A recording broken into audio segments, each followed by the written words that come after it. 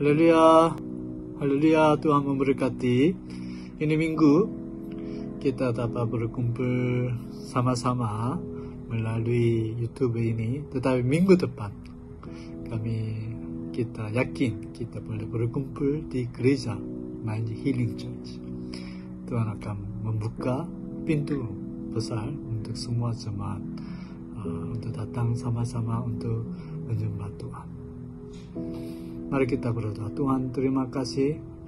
Kami mau mendengar firman Tuhan. Kami merendahkan diri sendiri di depan Engkau.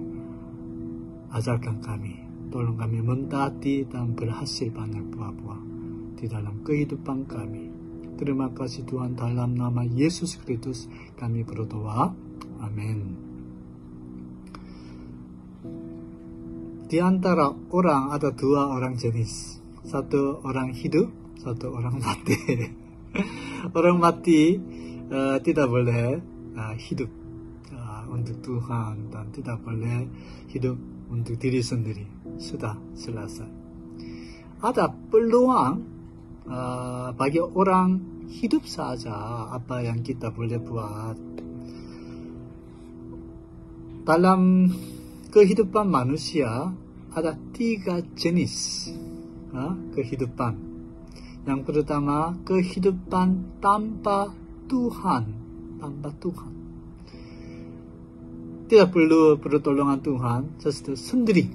Sendiri hidup. Dan sendiri apa dia mau buat. Begitu. Dan yang kedua, itu orang yang mau menerima pertolongan daripada Tuhan. Minta senantiasa apa dia perlu. So, mau sama-sama dengan Tuhan. Dan yang ketiga, ini kehidupan untuk hidup bagi Tuhan. Nomor satu itu Tuhan. Untuk hidup bagi Tuhan, makan. Untuk hidup bagi Tuhan, tidur. Semua untuk buat itu bagi Tuhan. Dalam tiga jenis kehidupan, apa Anda mau memilih? Saya harap semua memilih nomor yang ketiga. Kehidupan untuk Tuhan.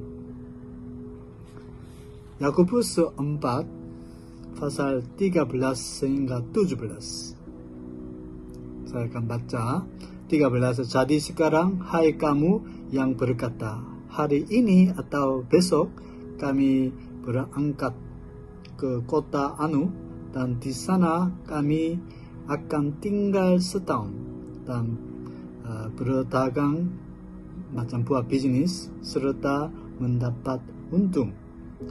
14.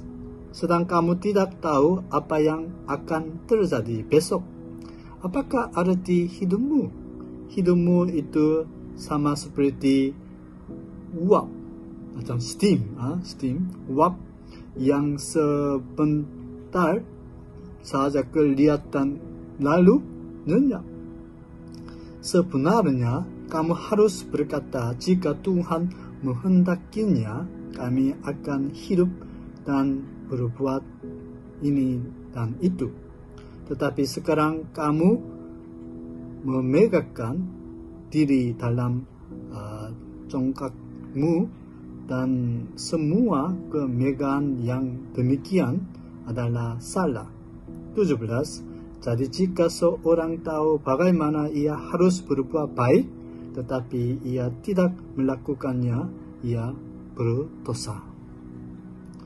Melalui Yakobus ini pasal 4, 13 hingga 17. Di dalam kehidupan kita, apakah itu kehidupan yang kita sekarang ada? Ini kehidupan ini apa? Banyak orang mereka pikir, hidupan ini saya punya. Apa yang saya mau buat, boleh buat. Tetapi kita harus berpikir, adakah seorang di sini ada seorang pun adakah yang mau dilahirkan? Itu sebab sudah dilahir. Adakah orang? Tidak ada. ini bukan keputusan kita. Tidak ada pilihan kepada manusia untuk dilahirkan. Ini di dalam rancangan Tuhan. Tuhan memberi kehidupan kepada kita. Itu sebab Tuhan ada hak untuk mengambil kehidupan kita. Dan kita harus merendahkan diri sendiri, takut kepada Tuhan. Dan ada satu cerita macam begini. Itu saya akan pergi ke Korea untuk bekerja setahun dan buat bisnis, dan nanti banyak bawa untung, dan saya akan buat macam-macam begitu. Ini dalam pemikiran atau rancangan sendiri tanpa Tuhan, macam ini orang bodoh. Karena kita tidak tahu bila itu kita akan dipanggil. Itu sebab kita harus merendahkan sendiri ketika kita hidup.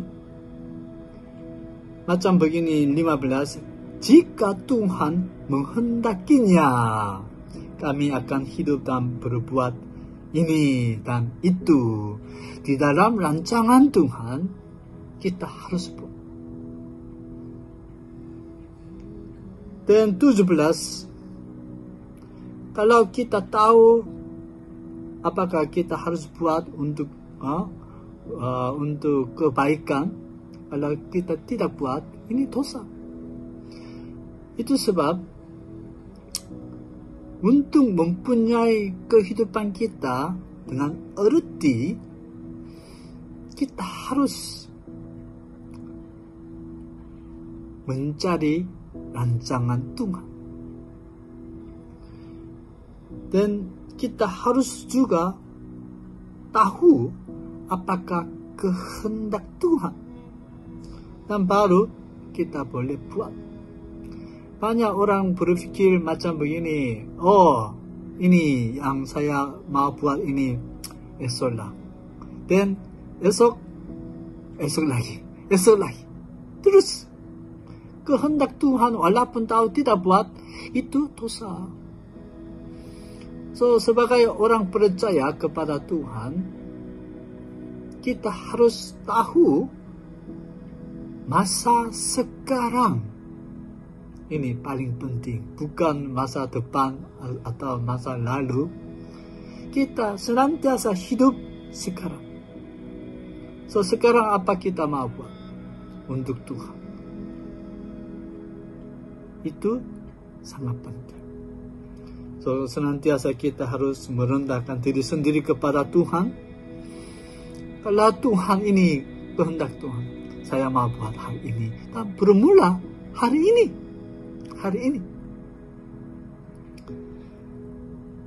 Jangan jadi sombong, tetapi merendahkan diri sendiri untuk melakukan kehendak Tuhan.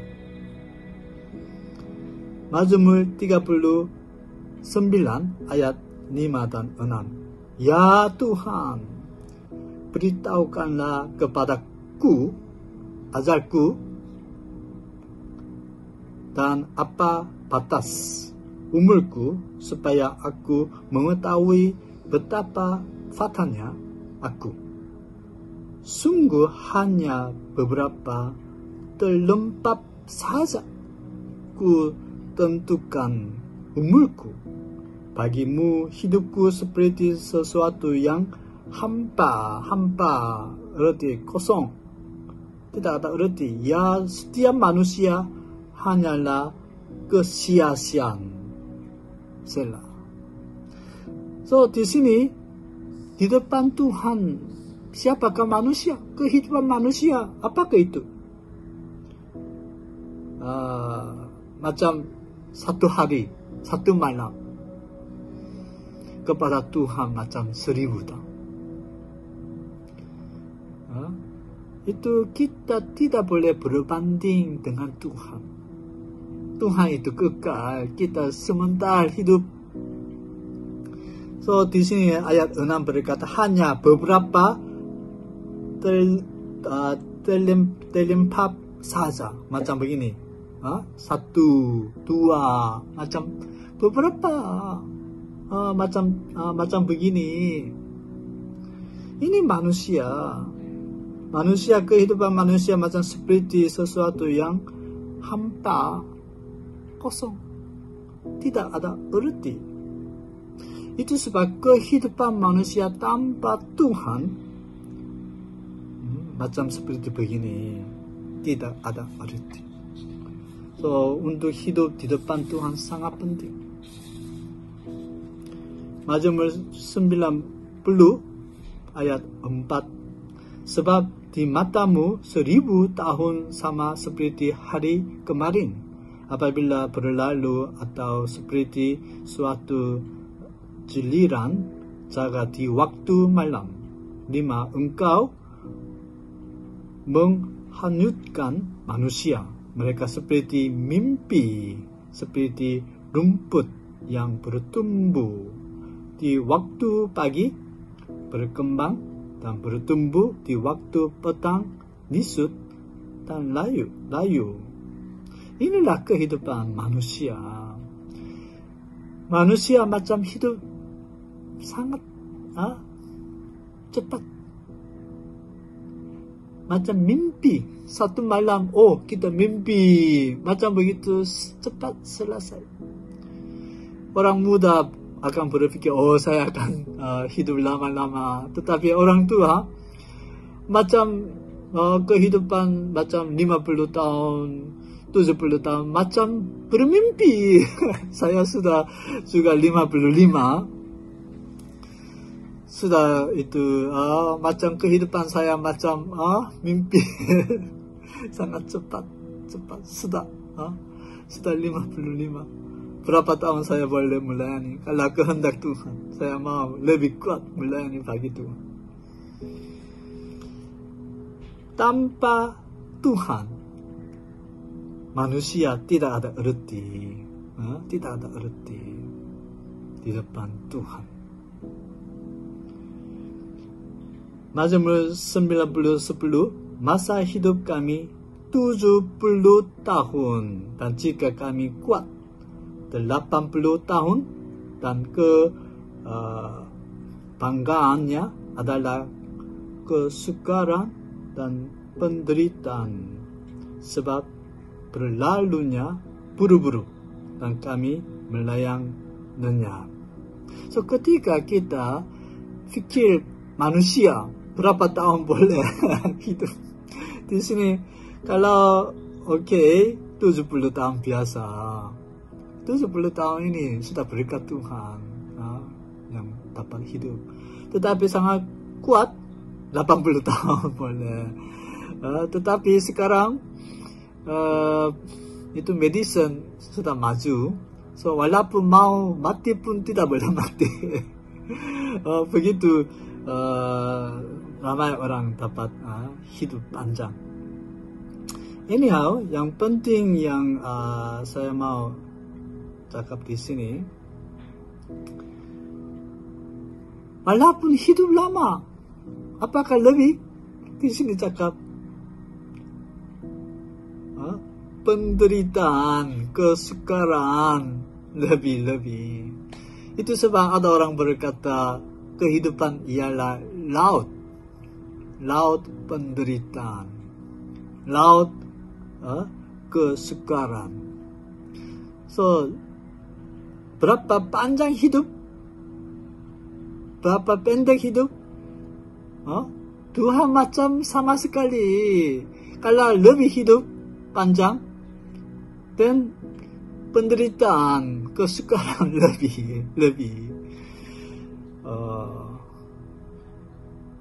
So, orang pun tidak ada orang yang hidup kekal di bumi. Ini bermaksud semua orang akan mati. Jangan berpikir Anda akan hidup selama-lamanya di bumi. No, ada waktu untuk dipanggil. Ibrani 9:27. Sama seperti manusia ditetapkan untuk mati hanya satu kali saja.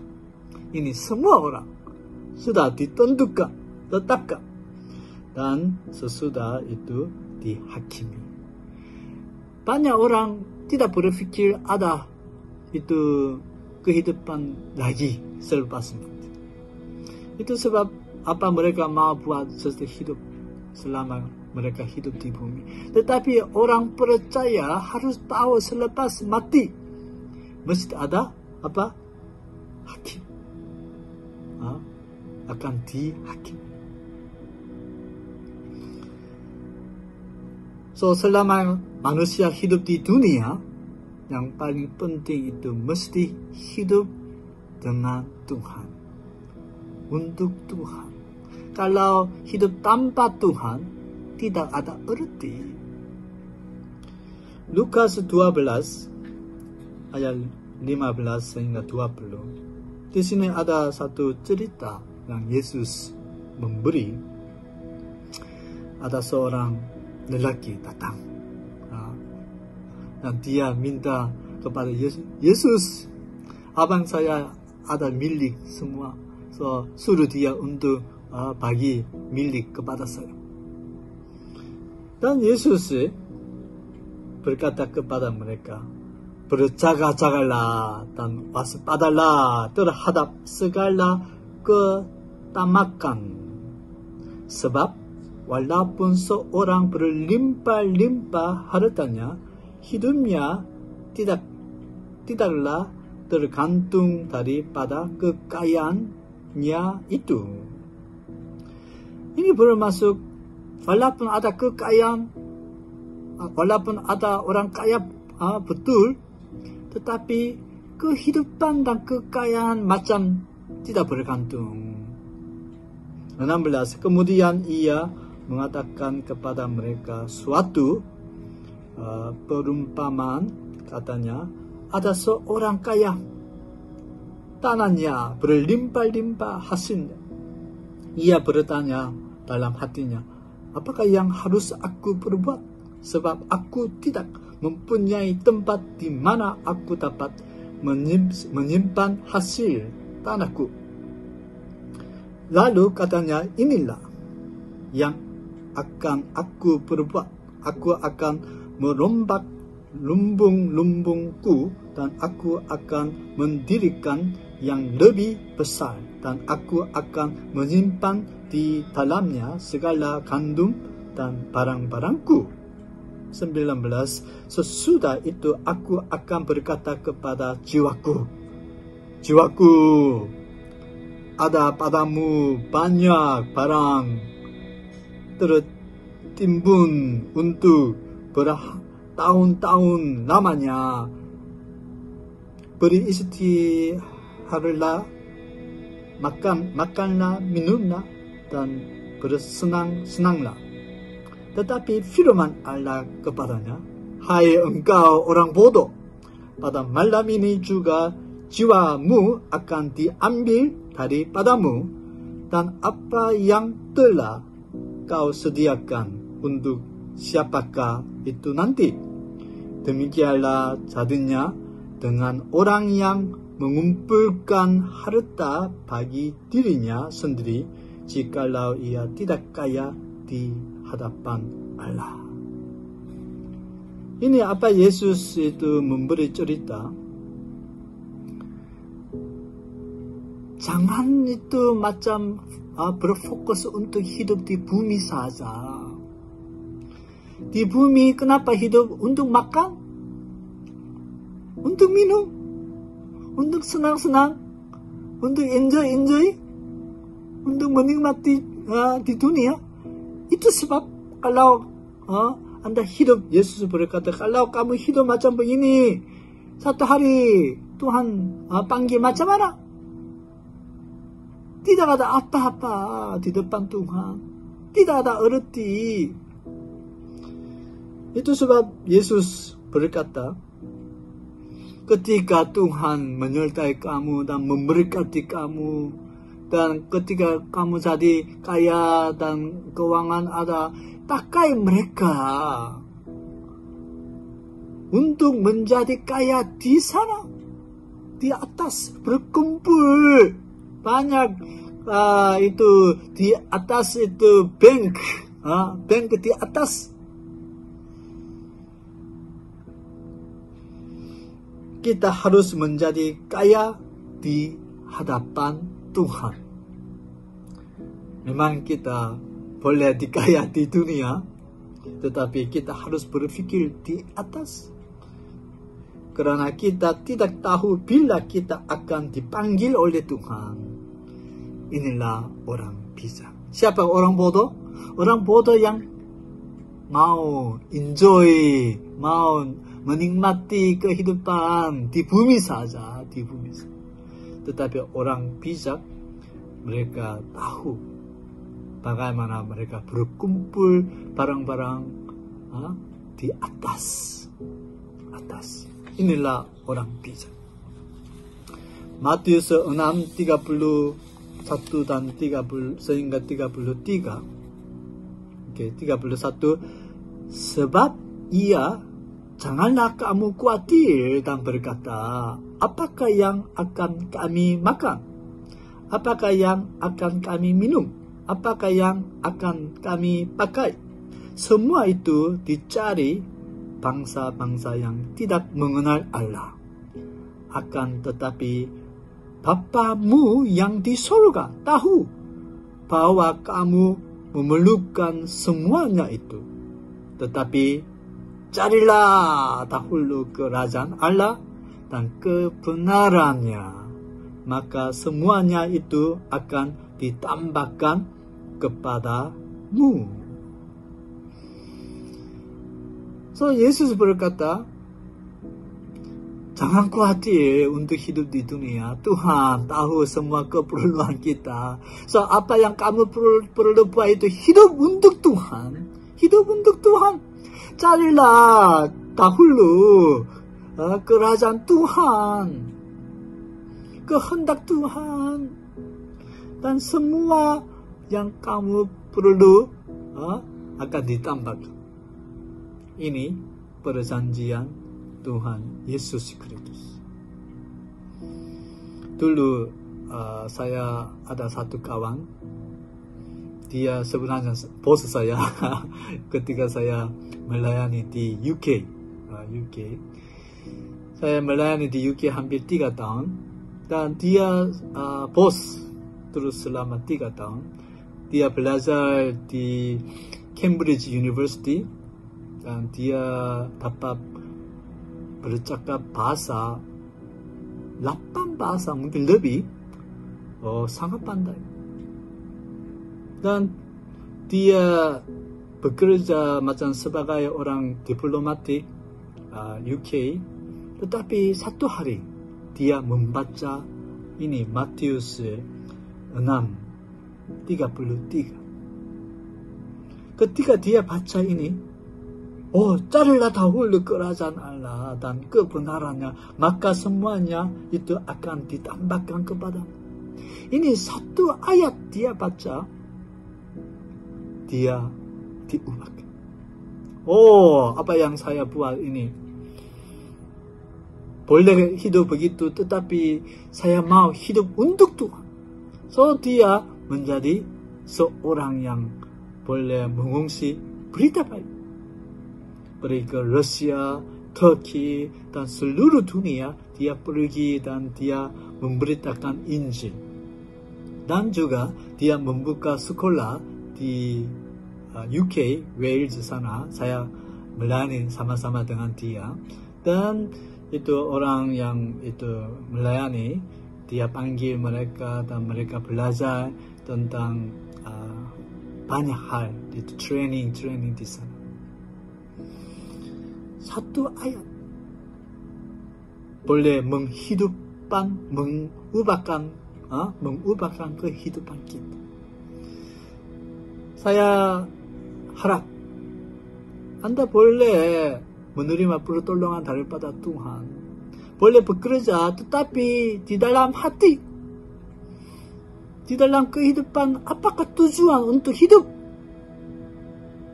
Saya harap semua jemaat hiduplah untuk Tuhan. Hiduplah untuk Tuhan. Tuhan akan tambahkan semua. Jangan khawatir. Tuhan bekerja. Tuhan menyertai. Tuhan akan memakai kamu. Tuhan akan memberkati kamu. Haleluya. So, manusia kenapa dilahirkan? Apakah kewajiban manusia?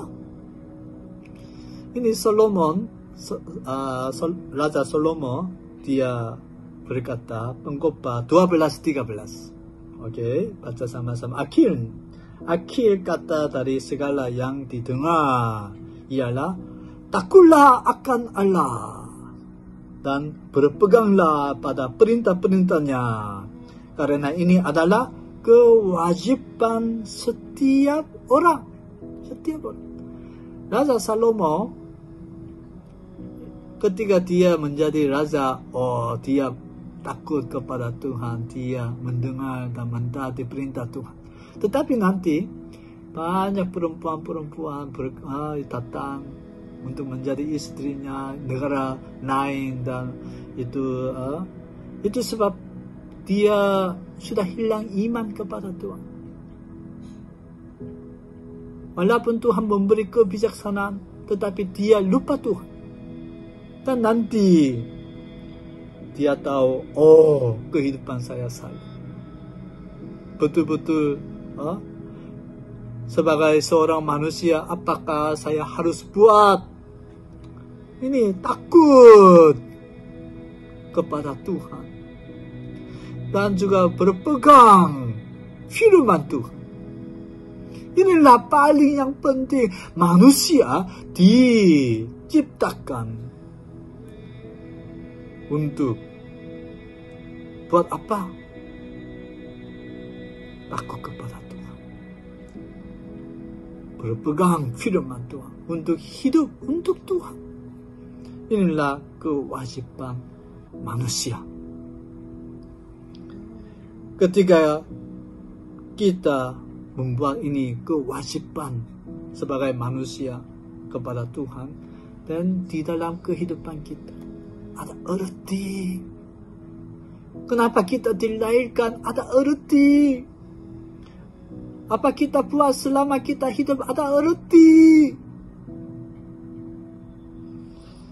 Roma 8:18. Sebab aku yakin bahwa penderitaan zaman sekarang ini tidak dapat dibandingkan dengan kemuliaan yang akan dinyatakan kepada kita. Semakin kita menderita untuk Tuhan, semakin kita menerima kemuliaan. Waktu sekarang yang kita hidup di dunia, inilah waktu untuk bersiap bagi kemuliaan nanti yang kita akan terima. Peluang ini, kesempatan ini hanya bagi orang sekarang yang hidup. Anda mempunyai peluang untuk menerima kemuliaan nanti. Hiduplah bagi Tuhan. Terimalah penderitaan untuk Tuhan. Ikutlah Tuhan. Taatilah kepada Tuhan. So, apa yang kita harus buat? Perbuatan yang baik. Kita memberkati orang, kita memberkati jemaat, kita mengungsi firman Tuhan kepada semua bangsa. Inilah hal yang kita harus berfokus selama kita hidup. Inilah hal yang kita, bagaimana kita mencari kerajaan Tuhan. Saya harap semua orang yang mendengar ini buat keputusan untuk hidup bagi Tuhan. Tuhan akan memberi semua yang Anda perlu. Mari kita berdoa. Haleluya, Tuhan terima kasih. Kami banyak bersyukur kerana Engkau sudah memberi kehidupan kepada kami. Selama kami hidup di dunia, tolong kami hidup untuk Tuhan. pada waktu itu ada erti. Walaupun ada banyak kesukaran, penderitaan untuk hidup di dunia, tetapi tolong kami sanggup sukarela untuk menerima penderitaan bagi Tuhan. Tolong kami menjadi orang bijak untuk memakai semua keuangan dan berkah yang Tuhan memberi, untuk memakai mereka bagi kerajaan Tuhan, untuk Tuhan. Terima kasih Tuhan. Tolong semua jemaat jadi sehat dan kuat, senantiasa diberkati oleh Tuhan. Terima kasih Tuhan. Dalam nama Yesus Kristus kami berdoa. Amin. Amin. Haleluya. Tuhan memberkati. Jumpa minggu depan.